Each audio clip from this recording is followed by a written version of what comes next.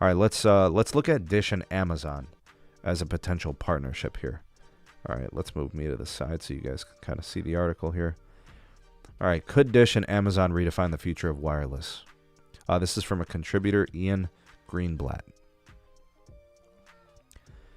If there's a lesson to be learned from Succession, is that you should never ignore the scrappy outsider when it comes to upsetting a triumvirate. Okay, interesting writing there. All right, so basically what this is getting to is the potential for a Dish Wireless and Amazon partnership. All right, so what would it be called? Prime Wireless, maybe, right? Because the expectation is it would be tied in as some kind of a discount or subsidized, plan that would go through Amazon Prime membership. Now, word on the street is that Amazon approached all carriers. They approached AT&T, Verizon, T-Mobile, and of course Dish, and the carriers are not having it, folks. They don't just want to let the Amazon Prime be sold, selling discounted, super subsidized wireless network access that could harm the competitive landscape for them. Could you imagine Amazon Prime being like, oh, you're a member of Amazon Prime, get your wireless service for $20 a line, $19.99, regardless of your carrier? Well, how the hell does that help Verizon? How does that help Dish, or excuse me, AT&T or T-Mobile? They don't want to deal with that. Somebody's going to sell their service cheaper than them. Everybody's already pissed about Verizon and how cable and that whole situation. Like, how is that a good situation for Verizon, right? This would be worse, right? So the potential for Amazon and Dish, I think it helps Dish because Dish doesn't have customers. It would instantly give them customers, right? So it makes sense for them. It does not make sense for the other big operators. The other big operators are looking at it. We got a walled garden. You want access to our network, you got to pay to play. And it's going to be on our terms. In fact, no carrier has been more adamant in this approach than T-Mobile, right? They're ultra careful about who they sell network access to and who's going to be on there for wholesale or business customers and things like that. In fact, very specifically, I think it's become pretty clear. T-Mobile is not going to enable a true competitor. Look how they did Dish, right? Look how they did all their MVNOs that they don't like or that they didn't see as prosperous, or, there'll never be a day where T-Mobile is going to support big cable. They'll support cable junior, right? Because they're not real threats. And they'll support cable companies where maybe they don't have good market share because they're looking to garner some of that share. They might have some of that, right? But they're not gonna do anything to support them, right? They're always going to do their own thing, and they're going to create that walled garden. There's probably a lot of things here that could be integrated into there. All right, what would an Amazon Prime membership for wireless service include? Obviously, there'd have to be a financial piece, a benefit. It would have to be cheaper. Maybe some kind of special video access, a perk, a benefit. Maybe, some kind of a hotspot plan that comes with it for tablets. Maybe there's, maybe a free watch line or something like that. There's different ways they could do this. Gift cards, app usage. I don't know. There might be an exclusive network slice that they could negotiate or put together. Right? And, that's very possible. So carriers are not going to be into helping Amazon facilitate this if it's not in their terms. I'm sure Amazon came through probably really lowballing the carriers. The carriers got pissed and said, to hell with you. That's probably how this played out. But Dish, I think, makes sense.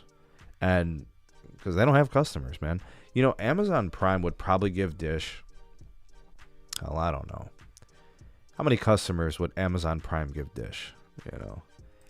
I bet Amazon Prime could get Dish 10 million customers. At least. I think Amazon Prime could get them 10 million. And I think over time, 20 million subscribers. And I think organically, over the next decade, maybe Dish could add 1 million subscribers on their own annually, right? 250,000 net adds each quarter. That'd be pretty cool. They're going to have to be price competitive. They're going to have to be network competitive. They're going to have to be plan, perk, uniqueness competitive. They can't just do what the big carriers do. They got to do something different. So maybe there's something in Amazon Prime that gets them where they want to go. I've always said that if Dish ended up with 30 million subscribers, somehow, some way, that would be a huge win. And I think Amazon Prime's the way that they would even get close. Even getting half of that through Amazon Prime would be a huge win. There are different ways that you can support the SMT. One of them, obviously, is to rate the video. That helps. You interact with the content, comments and likes and shares and those things. But if you want to be more directly supportive of your content creators, the way that you do that is with supports like the Buy Me a Coffee link. You can support us that way. There's also the other, donation type supports. Really what I want to do is grow the communities within Patreon and the YouTube memberships, and more so the Patreon, because I can give you more through Patreon. So if you guys like what the YouTube channel does and you like what it offers, you're looking for a bunch of things like early access videos and additional live streams, you want more of the SMT, that's how you could do it. So I recommend checking us out on Patreon. The link is in the description.